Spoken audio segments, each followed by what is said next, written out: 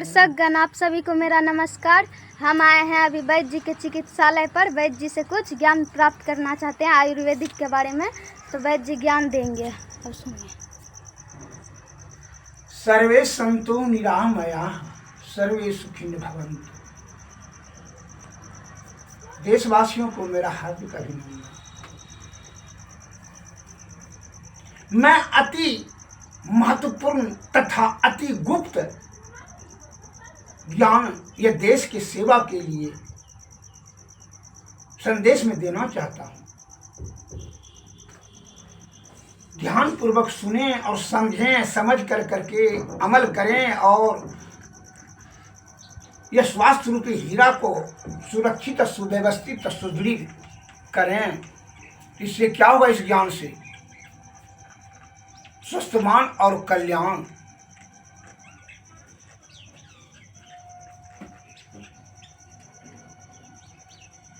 वह ज्ञान कौन है जो 40 वर्षों से गुण व ज्ञान को अपने मस्तिष्क में तपस्या व अध्ययन से मैं संचित किया? वह क्या ज्ञान है? अति गुप्त। जब सुनिए।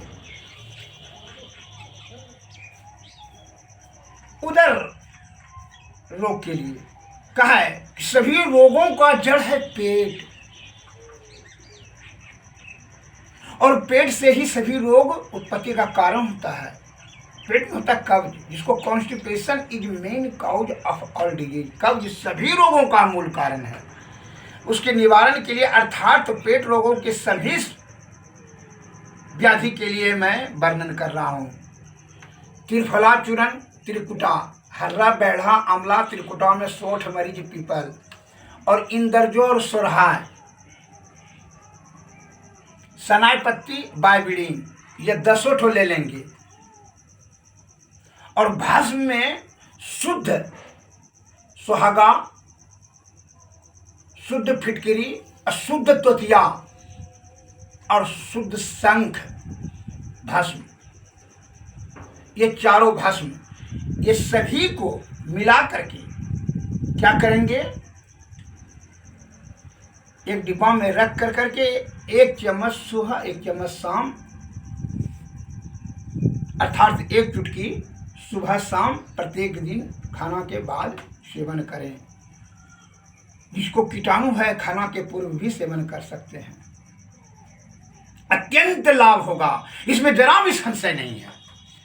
आप इतनी जान लीजिए कि देश के सेवा के लिए यह ज्ञान है, यह उत्तम ज्ञान मैं प्रदान करना चाहता हूं कि हमारे देशवासी इस ज्ञान से अधिक लाभ ले और मुझे आशीर्वाद दे। हे हमारे देश के प्यारे बंधुओं, यह बड़ी अति गोपनीय है। बहुत से डॉक्टर अपने ज्ञान को स्पष्टीकरण नहीं करते हैं, लेकिन मैं संत मत में होने के नाते मैं आपके सेवा के लिए परमार्थ का भाव रख करके कहा। हमारे गुरु महाराज कहना है, परहित सरिस धर्म नहीं भाई, अपर पीड़ा शम नहीं यदि माई। दूसरे का हित के छोड़कर दूसरा कोई बड़ा धर्म नहीं है। यही हित के परमार्थ के भाव को रख करके हित के लिए, आपके हित के लिए मैं यह ज्ञान देना चाहता हूं। मैंने दिया, इसको आप अमल करें और लाभ प्राप्त करें, जिससे कि स्वस्थवान और कल्याण होगा। क्या है? यह निश्चित जान लीजिए, अटल सत्य है कि मौत निश्चित है। यहां से कुछ लेकर के नहीं जा पाओगे। खाली हाथ आए हो, खाली हाथ ही जाओगे। इसलिए उतना तृष्णा क्या। लेकिन मनुष्य ब्रह्म बस कामनी और कंचन के संचय करने में ही अपनी पूरी आयु बल खर्च कर देता है, जिसके कारण क्या होता है? अल्प आयुमान रोगाग्रस्त होता है और ये संसार को पलायन कर जाता है। उसका दुष्परिणाम होता है वह माया या 84 लाख जीव में की योनि में ही भटकने लगता है। इसलिए हे हमारे देश के प्यारे बंधुओं, धर्म अनुरागियों, आप अपने अंतःकरण इंद्रियों से सोचें और समझें, ये संसार में अनादिकाल से संत महात्मा किस चीज की खोज में है। आप तो कामनी और कंचन के खोज में है कि तो आप मन में विचार करते हैं कि ये धन जब संचय कर लेंगे तो सभी सुख में बटोर लेंगे, सभी सुख प्राप्त हो जाएगा, लेकिन भूल जाते हैं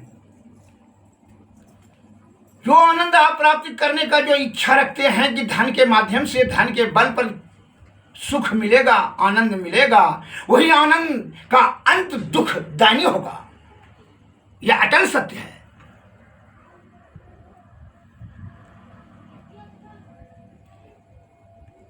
अंत जब होगा, यह आनंद का जब अंत होगा तो वह दुख में परिणत हो जाएगा।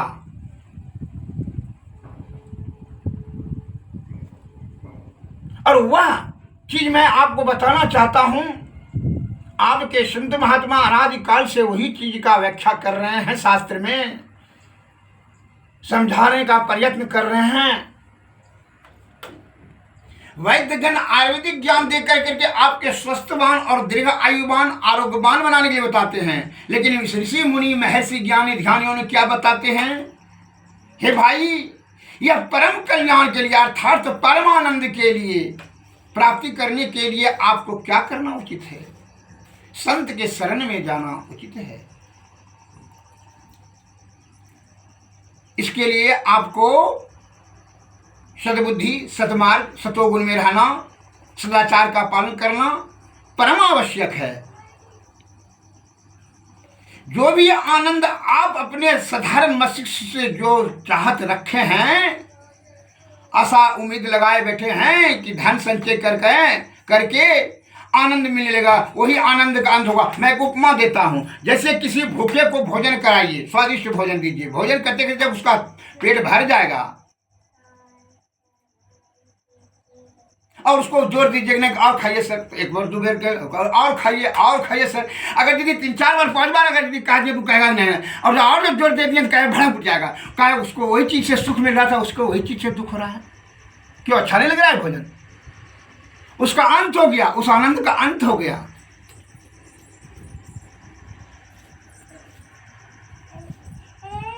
हमारे संत महात्मा किस आनंद के खोज के बारे में बता रहे हैं? को परमानंद अर्थात ईश्वर, गॉड, अल्लाह, भगवान, वह आनंद की क्या होगा? अंत नहीं होगा। आनंद ही आनंद, उसमें अंत उसका होगा नहीं। जिस आनंद का अंत नहीं हो उसे ही परमानंद कहते हैं। अब परमानंद में यह जब प्राप्त हो जाएगा, अर्थात इसका क्या हुआ? इसका अर्थ यही होता है कि उस आनंद का अंत नहीं होता है। अनादिकाल से विषय भोग,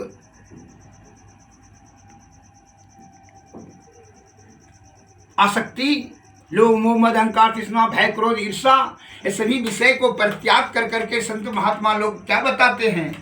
परमानंद प्राप्ति करने के लिए प्रयत्न करो, और होगा वह ज्ञान से। ज्ञान कौन ज्ञान? आत्मज्ञान से। कहा है रामायण में, तुलसीदास ने लिखा है कि बिनु सत्संग विवेक न होई, राम कृपा बिनु सुलभ न सोई। सोई जानो सत्संग प्रबाहु, अलोकन वेदन आन उपाऊ। यह विषय भोग के लिए यह तन प्राप्त नहीं हुआ है भाई। संत महात्मा लोग कहते हैं, यह तन कर फल विषय अनुभवाई, अस्वर्ग में अल्प अल्प दुख दाई। भोग विलास के चक्कर में ही अपनी आयु को छिन्न मत करो। कहा है कि बड़े भाग्य मानुष तन पावा, असुर दुर्लभ सद ग्रंथ ही गावा। यह तन साधन मोक्ष के द्वारा, यही पायन पर लोक सुधारा। इसका अर्थ स्पष्ट रूप से है कि यह तन जो है मोक्ष का साधन है। अगर यदि यह तन से आप छूट गए, मोक्ष की प्राप्ति नहीं कर सके, तो फिर 84 लाख योनि में चले जाएंगे। हमारे संत महात्माओं ने अनादिकाल से इसी चीज का खोज में है, जो परम आनंद कैसे प्राप्त होगी। तो संत महात्मा लोग कहते हैं, हमारे गुरु महाराज स्वामी महेश सिंह ब्रह्मदास जी महाराज की वाणी माया कि मानस जप मानस ध्यान दृष्टि साधन सूरत सब योग।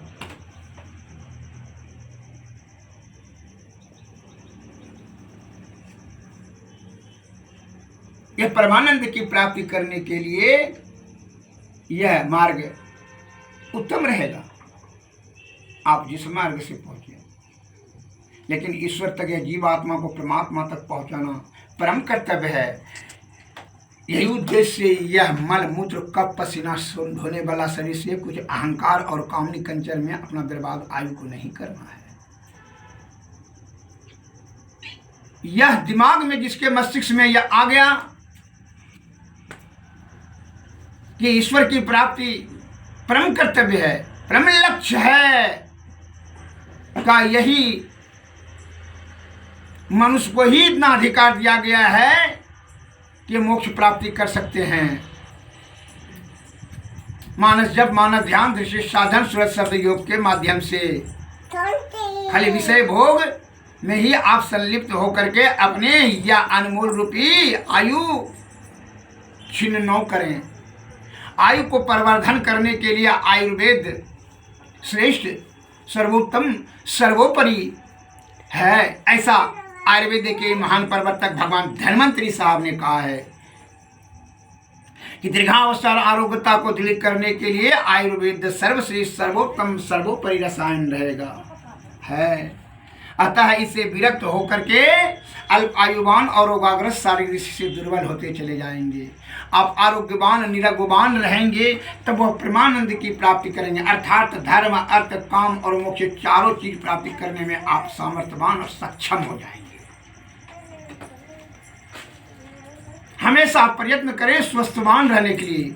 अभी तो प्रबुद्ध ज्ञानी लोग जो बताने रहे हैं, हर जगह प्रचार प्रसार करते हुए आ रहे हैं कि धनवान बनो, अर्थात विषय धनवान होगा तो क्या हुआ, प्रभुता पाही काही मद नहीं। प्रभुता पाके किसको मद नहीं हुआ है? धनवान बनो इसका मतलब क्या सुखीवान थोड़ी हो जाएगा? धनवान बनने से सुखी थोड़ी हो जाता है। विषय भोग में परिवर्धन हो जाएगा, कामनी और कंजन का तलाश करने लगेगा। विषय भोग में ही उसकी आसक्ति वृद्धि हो जाएगी, त्याग शक्ति उसमें कहाँ रहेगा? वो चारों बगल विनाश की विनाश ओर चला जाएगा। यह गफलत में मन धन संचय करने में, धन को सुरक्षा करने में ही अपना यह पूरा शक्ति आयु समय सब खर्च कर देगा। क्या धन तो नाश कर देगा। अगर यदि इसको सही ढंग से नहीं संभाले, धन का गति भी तीन है, भोग दान नाश। इसे नाश करे, नाश तो हमें करेगा, आपको भी नाश कर देगा अगर यदि आपके पास ज्ञान नहीं हो तो। इसलिए महान संत कबीरदास जी ने कहा है कि ज्ञान रतन का जतन कर, माटी का है संसार, हाय कबीरा फिर गया फीका है संसार। तुम जो साधारण बुद्धि से अपना मस्तिष्क खर्च कर रहे हो, दिमाग खर्च करो कि धन संचय कर लेंगे और सुखी हो जाएंगे, सुखी नहीं हो जाओगे, विषय भोगी हो जाओगे। और जब भोगी बनोगे, विषय में आसक्ति भोग में आसक्ति होगी तो रोगी होना तो स्वाभाविक क्रिया है। अब चिकित्सा का इलाज कराने के लिए बड़े बड़े डॉक्टरों के सन्निकट जाना होगा, उसका लिस्ट तैयार करना होगा, तो उसका दुष्परिणाम क्या होगा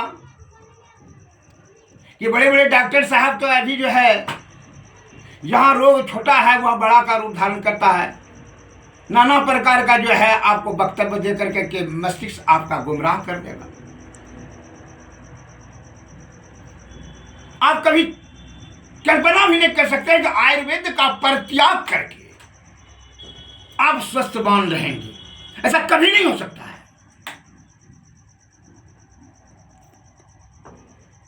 जो आत्मज्ञानियों का इस बात का दावा है,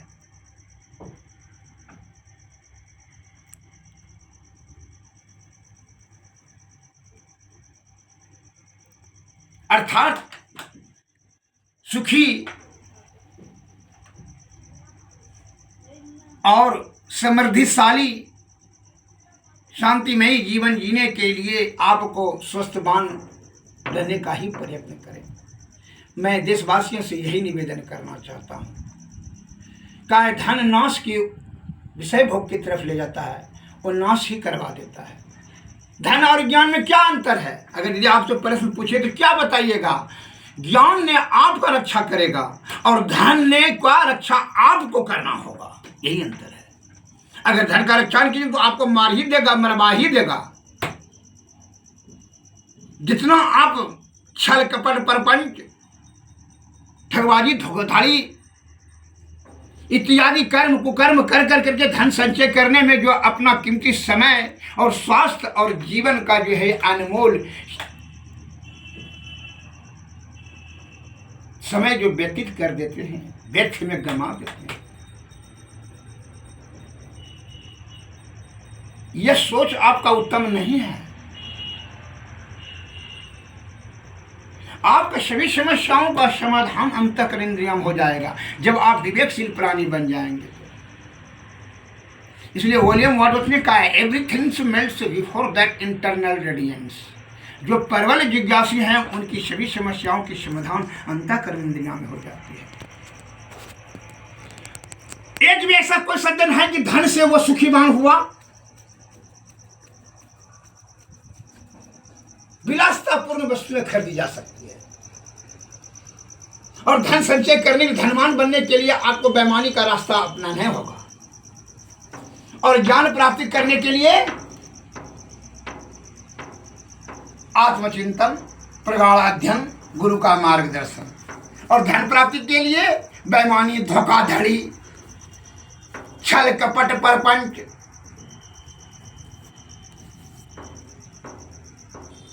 ये रास्ता है। हमारे बुद्धिमान ज्ञानी जन संत महात्मा लोग कहते जा रहे हैं, जो गलत रास्ते से जो चीज की प्राप्ति होगा वह परिणाम सही निकलेगा, ऐसा आपको लगता है? कदापि ऐसा नहीं होगा। क्या है, बोए पेड़ बबूल का तो आम कहां से हो? वो गलत रास्ता तो ऐसे किया है। धन जो भोग की तरफ, आसक्ति की तरफ, विषय की तरफ धकेल देगा आपको, वो नाश का आधार हो जाएगा, कारण हो जाएगा। इसलिए हमारे महान संत कबीरदास जी ने भी कहा है कि साईं इतना दीजिए जामे कुटुंब समाय, मैं भी भूखा न रहूं साधु न भूखा जाए। अधिक नहीं मांग किया है और वो तो मांग करने की क्या जरूरत है ईश्वर से? वो तो आपके परिश्रम से स्वयं प्राप्ति होगी। ईश्वर तो पहले आपके मांगने से पूर्व ही ये जो है अनमोल सब जो है खाद्य पदार्थ को प्राप्ति करा चुके हैं। एक सज्जन ने कहा कि कैसे कमाते हैं खाते हैं? उनको एक ही प्रश्न ने कहा कि अम्मा के गर्भ कुंड में जब थे तो स्तन में दूध देने का काम किसने किया? कैसे दूध आया? मैं आपको पूछना चाहता हूं, किसको? जो मदांध है,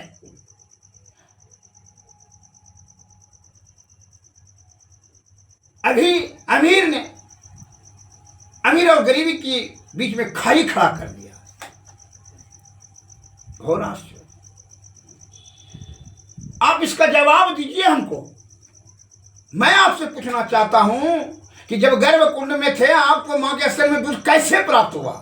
कोई विज्ञान विद्वान सरकार किसने दिया? जब जोनी मार्ग से बाहर आए तो नाके के निकट हवा पहुंचाने वाला कौन मालिक है? प्यास दिया तो पानी यहां प्रचुर मात्रा में पहले है, तो भूख दिया तो क्या भोजन नहीं है? भोजन तो यहां देखते हैं अन्न चावल सब फल फूल सब निर्माण कर चुकी प्रकृति ने पहले। क्या रोग दिया तो निदान नहीं दिया? विदेश से दवा आएगी तब हम जो है ना, तब हम स्वस्थवान रहेंगे, निरोगवान रहेंगे। आपको भ्रम हो गया है और भ्रम के कारण से आपका सोच उल्टा दिशा में काम कर रहा है। इसलिए रामायण में तुलसीदास ने लिखा है कि जीवे कुपंथ पग देत खगेसा, हर हूं बुद्धि बल नब लवलेसा। जो कुपथ में लाद धरता है उसका बुद्धि बल यश गुण सब समाप्त हो जाता है, छिन्न हो जाता है। दूसरा पॉइंट में यह भी बताया है कि जाकर मति भ्रम होई खगेसा, अता कहाँ पश्चिम उगहु दिनेशा।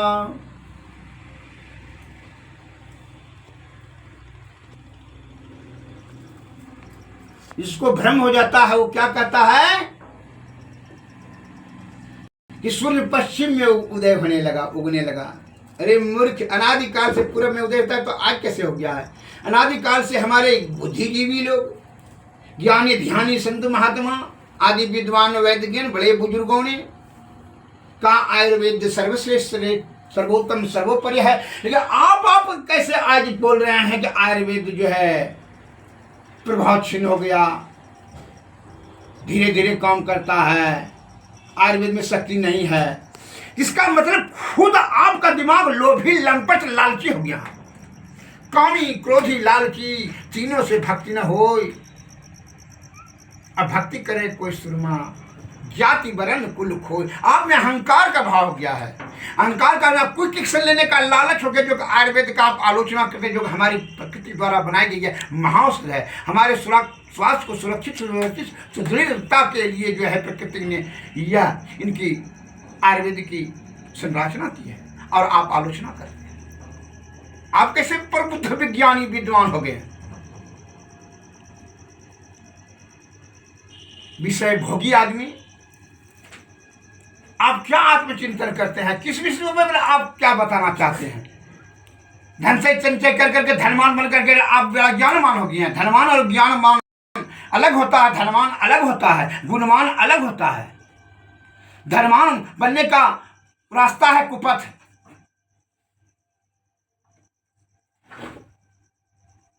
सही रास्ता से धनवान नहीं बना है और न कोई बनेगा।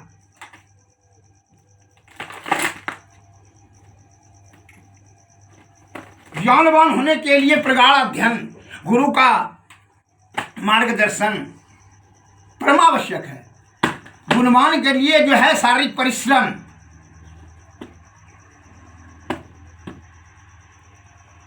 तभी वो कोई गुणवान गुण सीखेगा, कोई कला सीखेगा। गुरु के सन्निकट जाकर के वह शारीरिक परिश्रम करेगा, गुरु के कथनानुसार चलेगा, तभी वह गुणवान बनेगा। मैं आपको एक मूल बात बताना चाहता हूं। आप क्या चीज कर रहे हैं? मैं एक मूल बात पर ध्यान फोकस दे रहा हूं।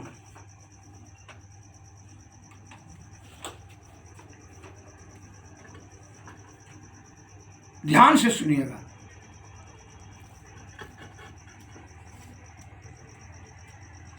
IMBBS MS Africa, MD America, MBBS के लिए 30 लाख रुपया डोनेशन,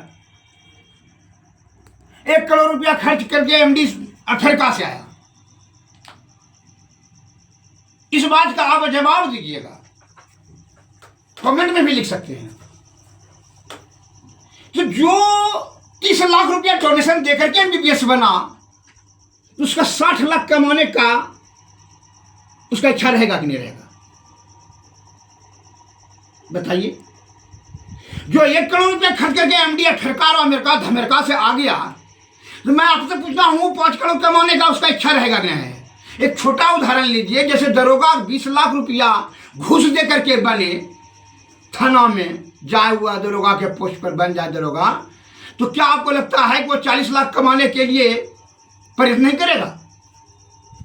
कर दिया ही उसका गलत पड़ा, घूस दे दिया 20 लाख रुपया, तो 40 लाख कमाने के लिए कितना निर्दोष आदमी को वो फंसा देगा।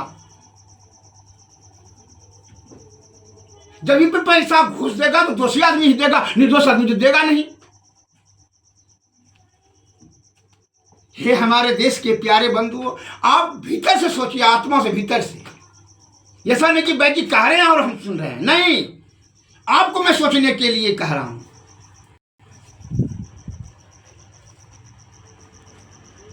बीज जैसा होगा सब फसल प्राप्ति होगी। डोनेशन दे करके जो MBBS बनेगा, MS बनेगा, 50 लाख रुपया खर्च कर करके जो 1 करोड़ कमाने के लिए क्या कहेगा, भमरिया खाओ, गुलती पियो, जामुन कौहा महुआ बबुल जामुन तिलकोचा गुलती चिचरी बरियाना धूप का कढ़ा बना कर पियो, ऐसा कहेगा वो? कभी नहीं कहेगा। घोर आश्चर्य उस समय हमको होता है कि बवासीर वाले को भी बोलता है ऑपरेशन करो, हैं?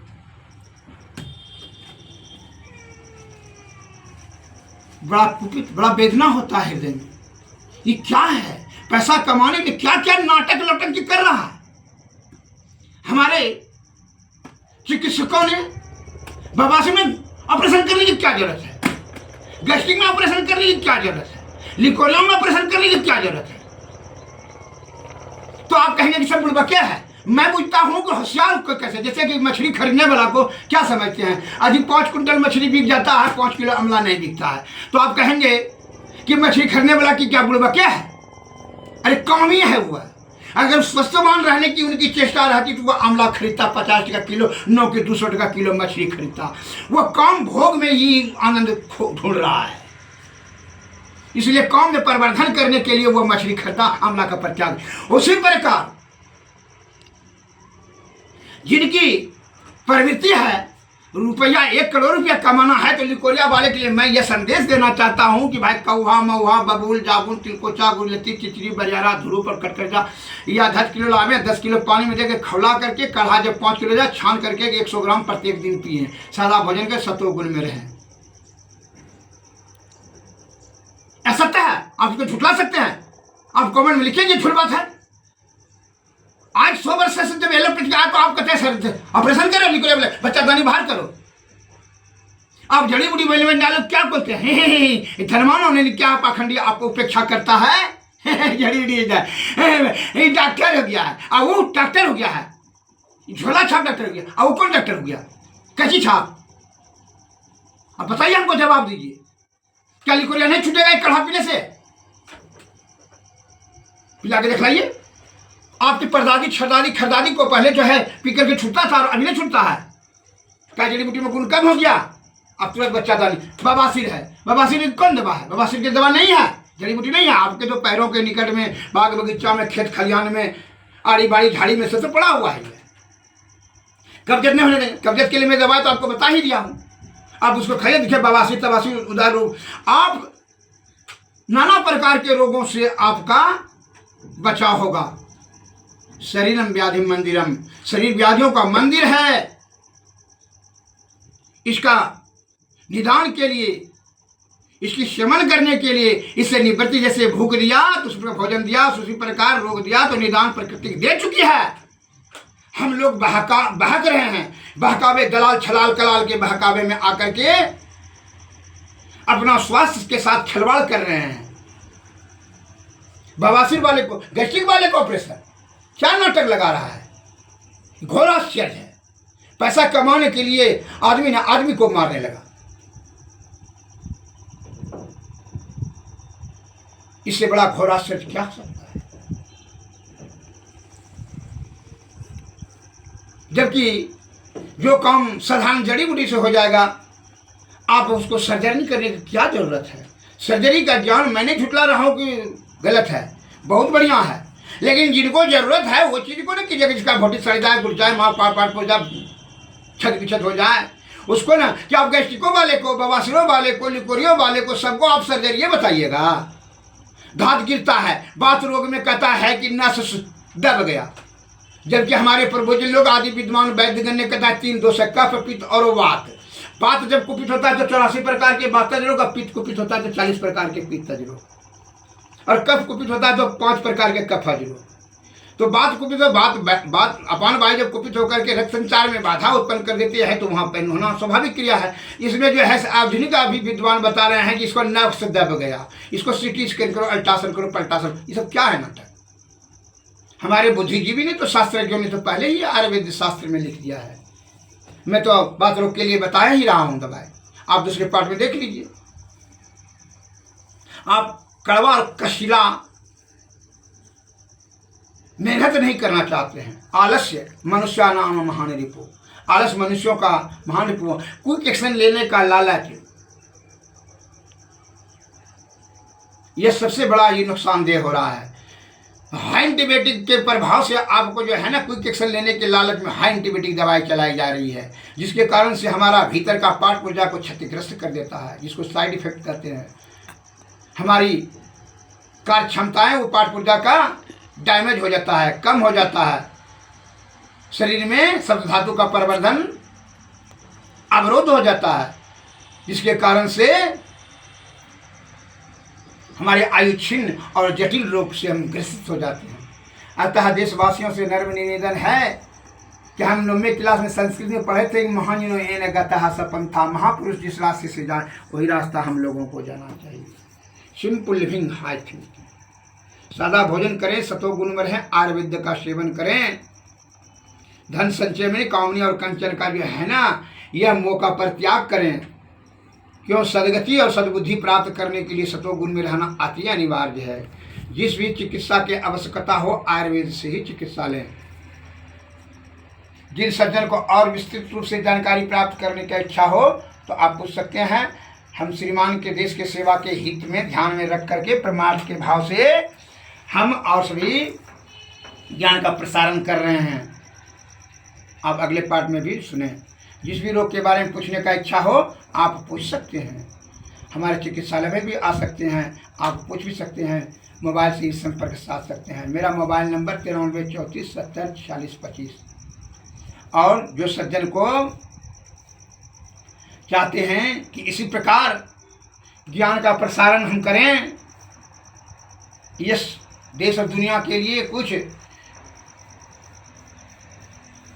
अंतिम अवस्था में उपकार करें ज्ञान से, तो मेरा नम्र निवेदन है कि आप और